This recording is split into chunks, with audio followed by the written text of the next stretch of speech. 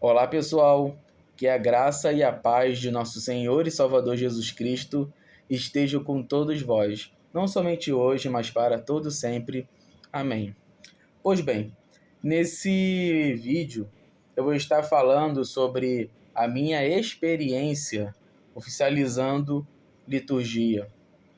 Mas antes eu preciso fazer algumas ponderações e especificações, porque essa não foi a primeira vez que eu estive oficializando uma liturgia. Quando eu morava lá no Rio de Janeiro, ou seja, antes de eu vir para o seminário, eu já tinha esse costume quando era necessário. Tipo, quando o pastor ele não estaria presente naquele final de semana, especificamente no domingo, ele me passava a tarefa de oficializar a liturgia para que a igreja, né, os irmãos da congregação não ficassem sem ouvir a palavra de Deus. Então ocorria o culto, né? É claro que conforme era um culto leigo, né, tinha algumas coisas diferentes, como por exemplo a Santa Ceia, né? Não tinha Santa Ceia, afinal eu não era chamado nem ordenado, quer dizer, ainda não sou porque eu sou seminarista, né? Mas enfim, então não podia fazer Santa Ceia e também não poderia fazer a opção um da confissão e absolvição dos pecados, que é aquela, né, como ministro da palavra, chamado e ordenado, enfim, não vou falar toda ela porque o vídeo ficará maior. Mas está lá na ordem litúrgica de número 2, ordem litúrgica 2 lá no Inário Luterano.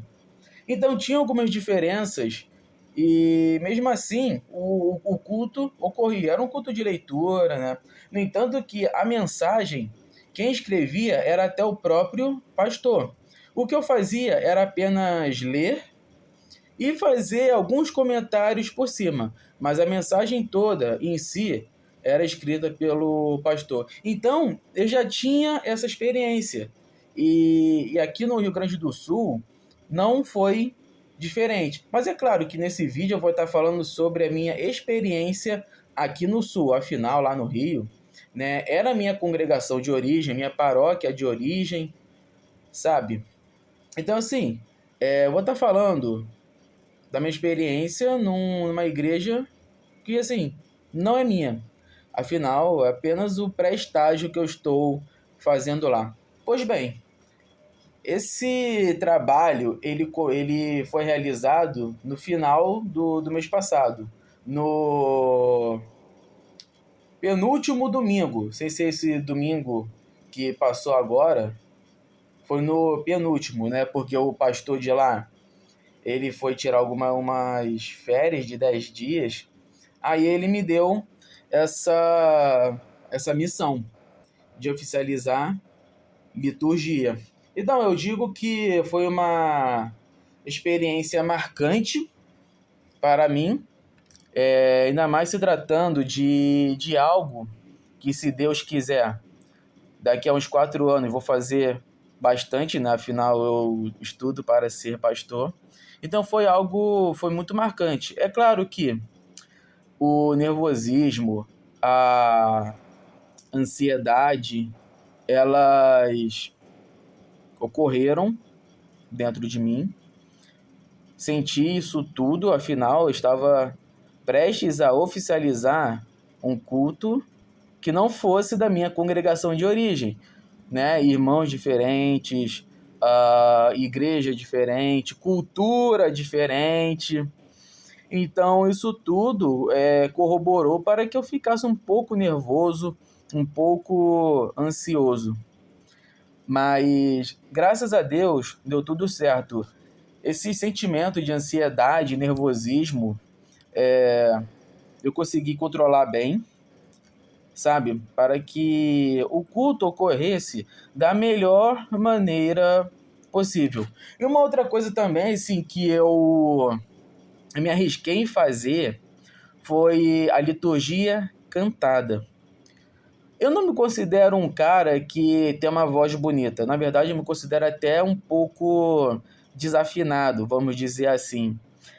Mas mesmo assim, eu me arrisquei em fazer uma liturgia cantada. Até porque também lá no Rio, quando eu estava fazendo culto, né, oficializando liturgia, o meu pastor, Arthur Klippel, ele até sugeriu que eu começasse já a ter essa prática de fazer uma liturgia cantada. Tipo assim, vai tentando que uma hora vai dar certo.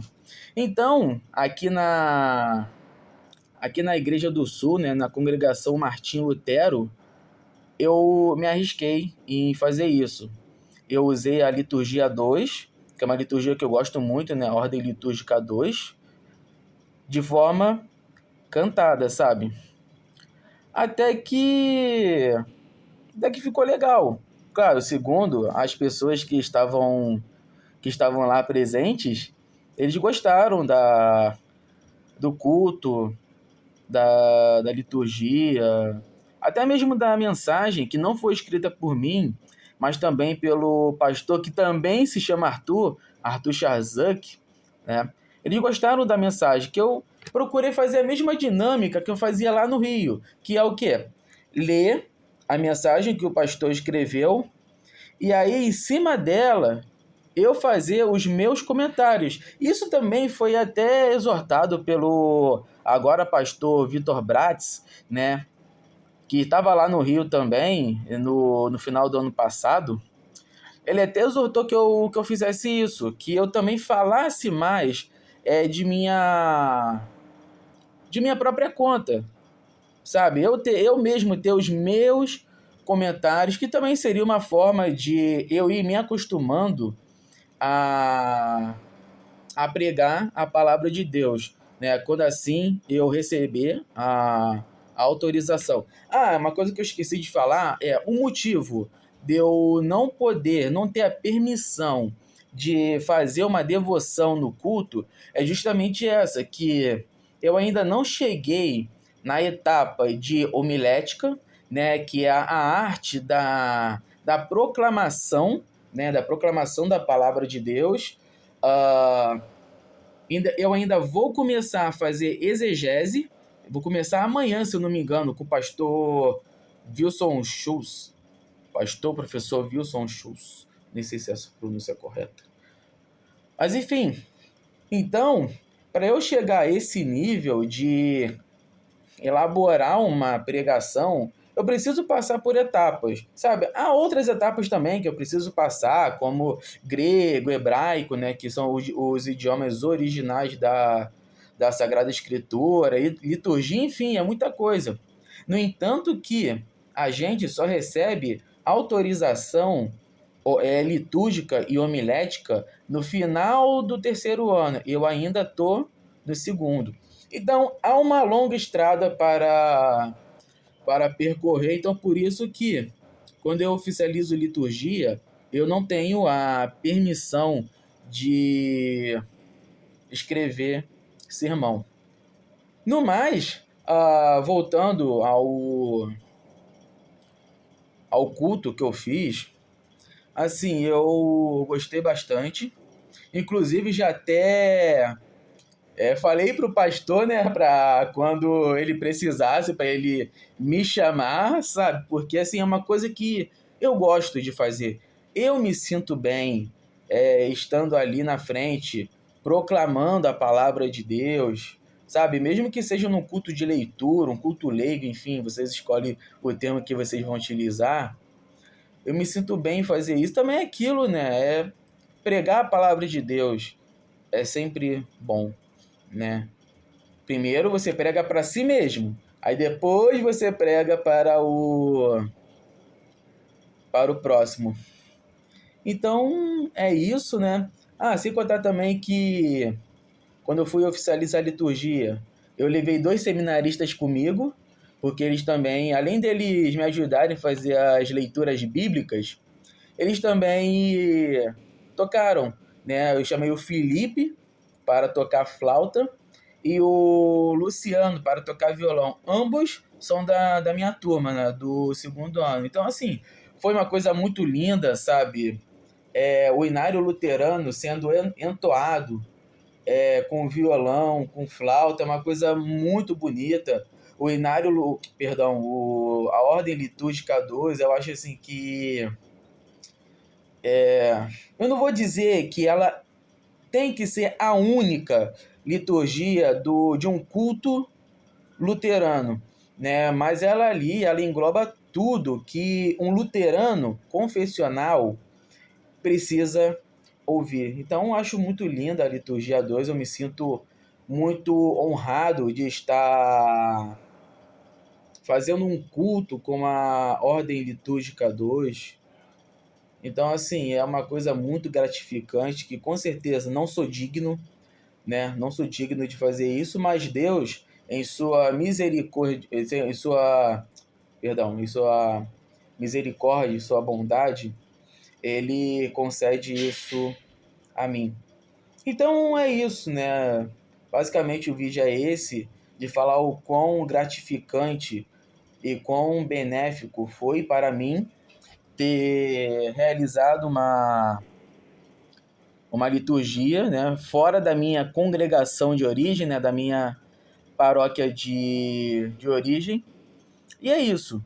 Acho que não tem mais nada para eu falar, assim, especificamente. Mas enfim, então é isso, galera. Muito obrigado para vocês que chegaram até aqui. O vídeo de hoje foi um pouco mais curto, quer dizer, aqui no canal tem outros vídeos que são menores.